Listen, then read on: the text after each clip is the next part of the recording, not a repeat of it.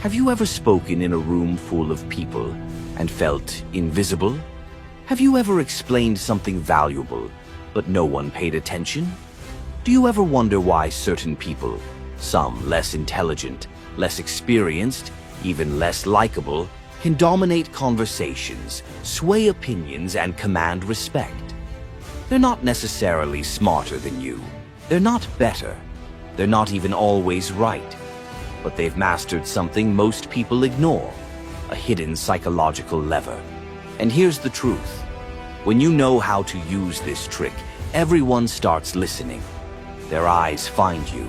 Their ears tune in. Their thoughts bend in your direction. And the best part, you don't have to shout. You don't have to beg. You don't have to pretend. This isn't manipulation for selfish gain. This is strategic attention mastery, used to lead, teach, inspire, and protect.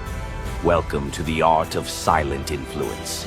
In this video, you'll learn the three-part framework that top speakers, leaders, and even con artists use, knowingly or not, to magnetize attention. This isn't theory, this is psychology, sharpened into a blade. Use it wisely.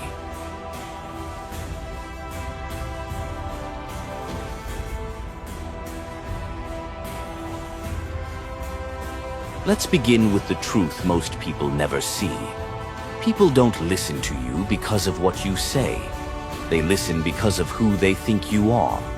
Not your real identity, but their perception of it. That's the power of the authority trigger. Now, most assume authority is built through position or title. Doctor, CEO, police officer, professor. But real psychological authority, the kind that commands attention unconsciously, is built in three ways. 1.1. Tonal dominance. Your voice is a signal. It carries more weight than your words. A calm, slow, low voice triggers deep brain associations, leadership, confidence, control. Notice, leaders don't rush. They pause. They speak with weight, not speed. They allow silence to work for them, and people follow that. Want a real-world example? Think of Morgan Freeman narrating a science documentary. He could read a grocery list, and people would lean in. That's tonal authority. 1.2. Frame control. Every conversation is a battle for the dominant frame. A frame is the unspoken lens through which communication is interpreted. When two people speak, only one frame survives. Either you're leading the interaction, or you're reacting to it. If someone insults you and you defend yourself, you've lost the frame. But if someone insults you and you smile calmly, or change the subject, you've just taken control. When people see you as the one controlling the frame, they start looking to you for cues, for truth, for direction. They start listening. 1.3. Embodied confidence. Body language is old, ancient, older than words. Before we spoke, we read each other. Confidence is expressed through posture, stillness, and economy of movement. The most powerful people move the least. They don't fidget. They don't pace.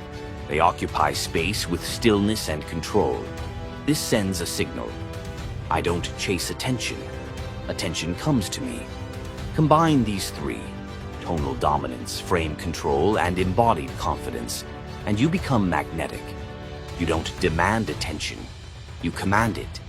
This is the first layer of getting people to listen.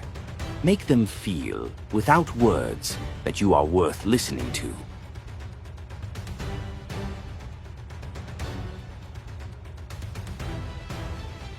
Now let's go deeper. Even with authority, attention fades. So how do you keep people hooked? You activate their most primal psychological need, the need to know what happens next. This is the curiosity loop. It works like this. You raise a question. You don't immediately answer it. The brain opens a loop, and it must close it. This isn't just theory, it's neuroscience. Open loops create tension in the mind, and the brain hates tension. So what does it do? It pays attention, until that tension is resolved. 2.1. Create mystery. Mystery is powerful, but subtle mystery is lethal. Instead of giving away your point, suggest it. Instead of stating your facts, imply a twist. Example: most people think confidence is about speaking louder. They're wrong. It's actually about doing something far more unexpected. Now the loop is open. They want to know, what is that unexpected thing? They stay with you, not out of kindness, but biological need. 2.2. Use cliffhangers mid-thought. Break your ideas at the edge of revelation. There's one psychological pattern that gets people to agree with you before you even speak. And it starts with, you don't close the thought. The brain leans forward. This is how great speakers, screenwriters, and negotiators keep attention like a vice grip. They open loops, then delay closure. Not too long, not too fast, just enough to keep tension. 2.3. Reward attention with mini payoffs. Now, if you open loops and never close them, people get annoyed. So you need to reward the listener along the way. Every few minutes, give them a little dopamine hit. A surprising fact, a story, a twist, a revelation. This makes the brain feel it's getting closer to closure. It stays locked in.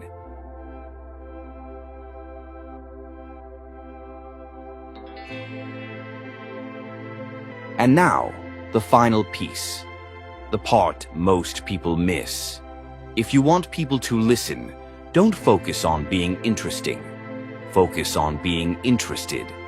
This is the mirror principle. It's built on this truth. People don't care about you. They care about themselves through you. Your goal is to become a psychological mirror, a reflection of their own values, emotions, and needs. When people feel seen, they feel safe. When they feel safe, they open their ears. And when they open their ears, they open their minds. Here's how to use it. 3.1. Reflect their inner dialogue. You don't need to be perfect. You need to be familiar. Say the things your audience is already thinking, but hasn't said out loud. You've probably had moments where you spoke up and felt instantly ignored. Now they're nodding. You've entered their world. You're not above them. You're with them. This builds rapport without effort. 3.2. Name their emotions.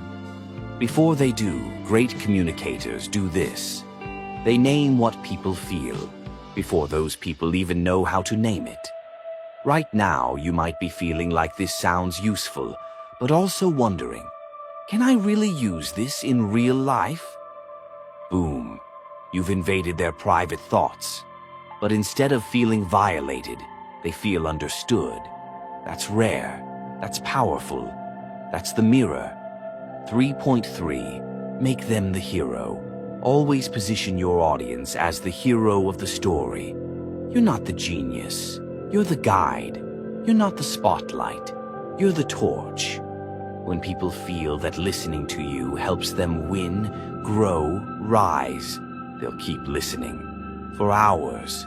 Make it about them, not you, and you'll never struggle for attention again. So let's step back.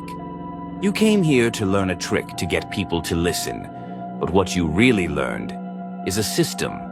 You learned to become the kind of person people want to listen to, not because of deception, not because of noise, but because of presence, structure, respect. You now have 3 tools: authority, to magnetize attention without speaking louder; curiosity, to sustain attention without exhausting it; the mirror, to connect attention to their deepest human need, to feel seen. Now ask yourself, how would your life change if people actually listened? In meetings, in relationships, in your content, in your mission. This isn't manipulation. This is leadership. And the best kind of leadership isn't loud. It's silent until it speaks. And when it does, the whole room listens. Use this power wisely. Because once you know how to get people to listen, you have a responsibility to give them something worth hearing.